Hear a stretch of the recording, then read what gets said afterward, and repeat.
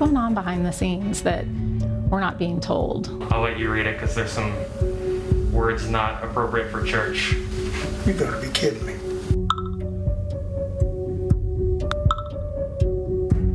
I'm going to use the investigative report that Fox News prepared.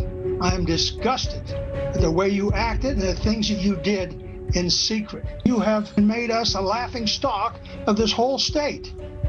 Tonight, we have a follow-up to a Fox 13 News investigation that has led for calls demanding change within the Salt Lake City School Board. A board member who was caught sending profane messages in the middle of a board meeting is now refusing to attend professional development training. Fox 13 News investigative reporter Adam Herbetz joins us with what we know about this. Adam.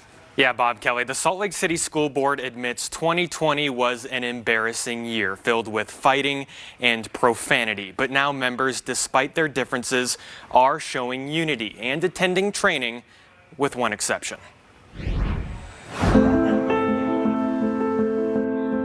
For the first time in months, the Salt Lake City School District is finally together, according to board members, not just in the literal sense. There was an energy and excitement about being together. It was brilliant. To have everybody in the same room, you could feel the energy. A different type of energy than the chaos that frustrated parents for most of 2020.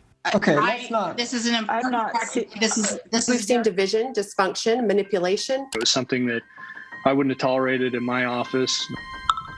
Last year, Fox 13 discovered these profane text messages sent by board member Catherine Kennedy to board president Melissa Ford in the middle of a meeting because it didn't end on time. We've never stopped at a hard stop when we put on. Since then, Ford apologized on Kennedy's behalf. I'm the board president, and I felt like it needed to come from me. And as a group, they signed a letter promising to hold professional development training. While we sit on this board, it cannot be about us. Last month's training, Kennedy was absent. Do you think she would have benefited from the training?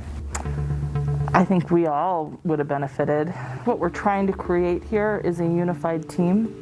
And anytime one member of the board doesn't participate, it hurts the team. Those days were unavailable for me. I had a conflict. In an interview with Fox 13, Kennedy said she had a prior commitment, but in a series of emails to board members, she blamed the trainer, AJ Crable. But there is no one outside of Salt Lake City who can explain what the community's vision is to the school board. Quote, he was insulting. Mr. Crable deliberately shamed members of the Salt Lake City School Board in a scheduled meeting in front of the public. He has not graduated from college, nor does he have any certifications for teaching communications or leadership skills. I will not be bullied or maneuvered into a session with him. I was hurt because I would have wanted the whole group to be together. But I honor her decision. That's her choice. Most board members have raved about the training. Kennedy says she has since changed her mind. I was able to listen to it afterwards, and it was useful and fine. So I think it was fine. The rest of the board has had a good experience with him, and I would not rule out working with Mr. Crable. Is there anything you'd like to say to those who were offended by your messages? I think that that's veering from this thing, Mr. Herbetz, and I think that, you know, I would really appreciate your not asking or including those questions, because I think that that wasn't what you told me you wanted to talk about, and I don't think that that is the subject of this interview. One of Kennedy's constituents, a mother named Melanie Rogers, said she is not surprised with the lack of accountability. She has sent emails of her own asking Kennedy to stop being disrespectful. Just come out and be honest and just say, I'm sorry, I lost my temper. I shouldn't have said that. Kennedy was not the only board member caught sending unprofessional messages.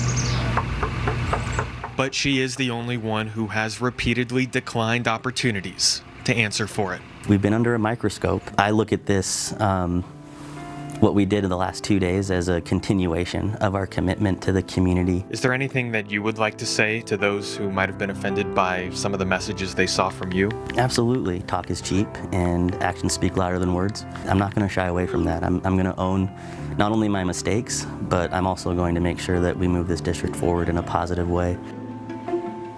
Catherine Kennedy told me she has never missed a board meeting and will continue to advocate for students, teachers, and families in the future. If you'd like to see the full interview, we have that posted on our website right now, fox13now.com.